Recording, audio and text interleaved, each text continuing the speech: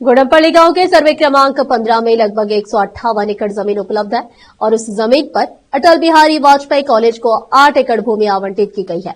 राज्य आवासीय विद्यालय के लिए 7 एकड़ भूमि आवंटित की गई है। प्राथमिक स्वास्थ्य केंद्र हेतु 2 एकड़ भूमि आवंटित की गई है। दिव्यांग निराश्रित राहत केंद्र हेतु 7 एकड़ भूमि आवंटित की गई है। वे इस शेष भूमि को कई अन्य परियोजनाओं के लिए अधिग्रहित करने की योजना बना रहे हैं। यदि यह भूमि किसी अन्य सरकारी परियोजना के लिए आवंटित कर दी जाती है तो हमारी भूमि हमारे गांव के बेघर लोगों को उपलब्ध नहीं होगी।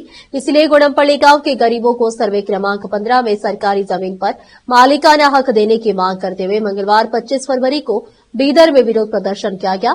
आवास अधिकार आंदोलन करते हुए एक रैली निकाली गई और कहा गया कि हम मांग करते हैं कि सरकार हमारे गांव में बेघर लोगों के लिए आवास सुविधाओं के लिए लगभग 25 एकड़ भूमि आवंटित करे। उस भूमि को गांव के आवास सुविधाओं के लिए अलग रखे तथा इस सूची में शामिल पात्र बेघर लोगों को आवास आवंटित करने का आदेश जारी करे तथा स्वामित्व विलेख जारी करे। सबसे पहले हमारे गांव के बेघर लोगों के लिए 25 एकड़ जमीन अलग रखी जाए और बाकी जमीन का इस्तेमाल सरकार किसी भी उद्देश्य के लिए कर सके।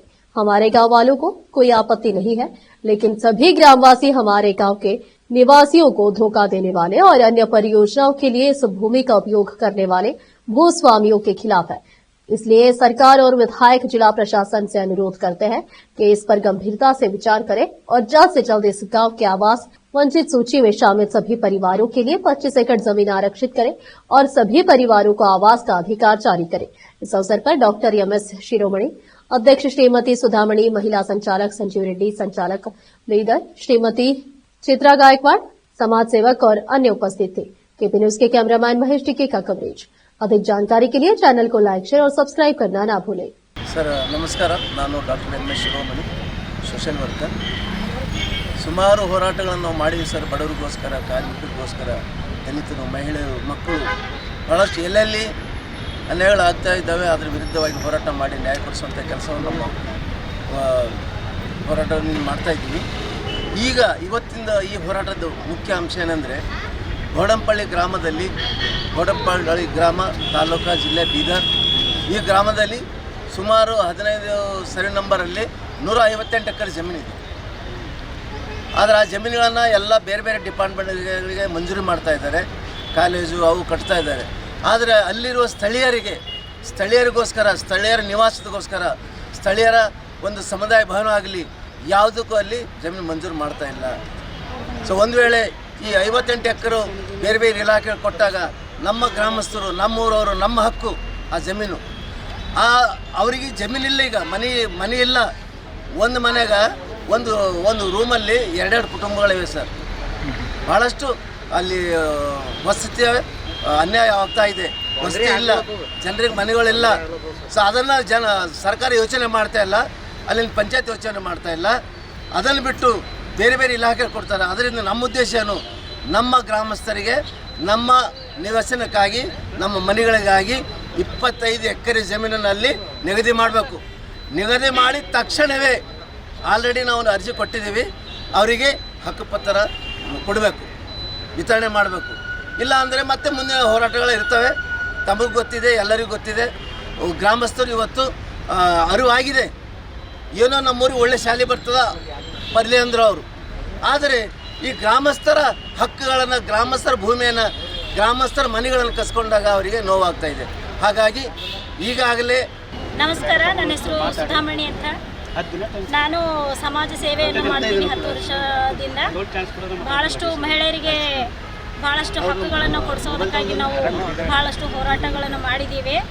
ಆದರೆ ಈ ಗೋಡಂಪಳ್ಳಿ ಗ್ರಾಮದವರಿಗೆ ಏನು ಅನ್ಯಾಯ ಆಗ್ತಾ ಇದೆ ಅದನ್ನೆಲ್ಲ ನೋಡಿ ನಾವು ಅವರು ಹಿರಿಯರಿಗೆಲ್ಲ ನಾವು ಮಾತಾಡಬೇಕು ಅಂದ್ಕೊಂಡೇವೆ. ಆದರೂ ಅವರು ಇಷ್ಟು ವರ್ಷ ಆದರೂ ಸುಮ್ಮನೆ ಕೂತಿದ್ದಾರೆ ಅಂಥೇಳಿ ಎಲ್ಲ ಹೆಣ್ಮಕ್ಳಿಗೆಲ್ಲ ಭೇಟಿ ಆದಾಗ ಹೆಣ್ಮಕ್ಳೆಲ್ಲ ಹೇಳಿದರು, ನಮ್ಮ ಮನೆಗಳೆಲ್ಲ ನೋಡಿದಾಗ ನಮ್ಮ ಕೆಲವೊಬ್ರಿಗೆ 20 ವರ್ಷದಿಂದ ಅವರು ಜೀವನ ಸಾಗ್ತಾ ಇದ್ದಾರೆ. ಆದರೆ ಅವ್ರಿಗೆ ಮನೆಗಳೇ ಇಲ್ಲ. ಕಿರಾಯಿ ಮನೆ ಇಟ್ಕೊಂಡು ಕೂಲಿ ಕೆಲಸ ಮಾಡಿಕೊಂಡು ಸಂಸಾರ ಮಾಡ್ತಾ ಇದ್ದಾರೆ. ಅವರಿಗೆಲ್ಲ ಭಾಳಷ್ಟು ಕಷ್ಟ ಇದೆ.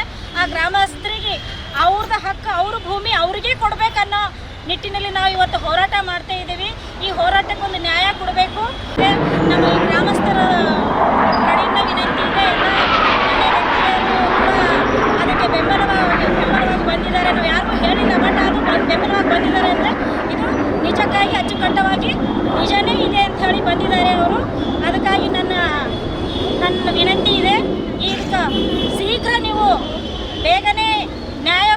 ಕೊಡ್ತಕ್ಕಂಥ ನಿಟ್ಟಿನಲ್ಲಿ ಮಾತಾಡಬೇಕು ಜಿಲ್ಲಾಧಿಕಾರಿಗಳು. ಯಾಕಂದರೆ ನಾವು ಒಂದು 20 ದಿವಸ ಅಥವಾ 10 ದಿವಸ ಮಾತ್ರ ಟೈಮ್ ಕೊಡ್ತೇವೆ, ಅದರ ನಂತರ ನಾವು ಮುಂದಿನ ಕಾರ್ಯವನ್ನು ಮತ್ತೆ ಚಾಲನೆ ಮಾಡ್ತೇವೆ ಅಂತ ನಮ್ಮ ಗ್ರಾಮದವರೆಲ್ಲರೂ ಇದಕ್ಕೆ ಆವಾಜ್ ಹಾಕ್ತಾ ಇದ್ದಾರೆ.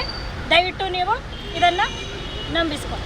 ಗೋಡಂಪಳ್ಳಿ ಗ್ರಾಮಸ್ಥ JDS ಮುಖಂಡರು ನಮ್ಮ ಗೋಡಂಪಳ್ಳಿ ಗ್ರಾಮರಿಗೆ ಇದೇನು ವಸತಿ ಆಂದೋಲನ ಹಕ್ಕು ಏನು ಇಟ್ಕೊಂಡಿದ್ದಾರೆ, ಎದಕ್ಕಾಗಿ ಇಟ್ಕೊಂಡಿದ್ದಾರೆ ಅಂದರೆ ಸೋಷಿಯಲ್ ವೆಲ್ಫೇರ್ ಡಿಪಾರ್ಟ್ಮೆಂಟ್ಗೆ ಮೊರಾರ್ಜಿ ದೇಸಾಯಿ ಅವರಿಗೆ 8 ಎಕರು ಮತ್ತು SC/ST ಡೈಟ್ ಕಾಲೇಜರಿಗೆ 7 ಎಕರು ಹಾಗೂ ಏನು ಆರೋಗ್ಯ ಪ್ರಾಥಮಿಕ ಹಾಸ್ಪಿಟಲ್ಗೆ ಒಂದು 2 ಎಕರು ಸುಮಾರು ಇದು ಕುಂಟ್ರು ಕೂಡ್ರು ಅಂತೇಳಿ ಯಾವ ಡಿಪಾರ್ಟ್ಮೆಂಟ್ದವ್ರು ಎಲ್ಲರೂ ಬಂದು ಎಲ್ಲ ಜಾಗ ಜಪ್ತಿ ಮಾಡ್ಕೊತಿದ್ದಾರೆ.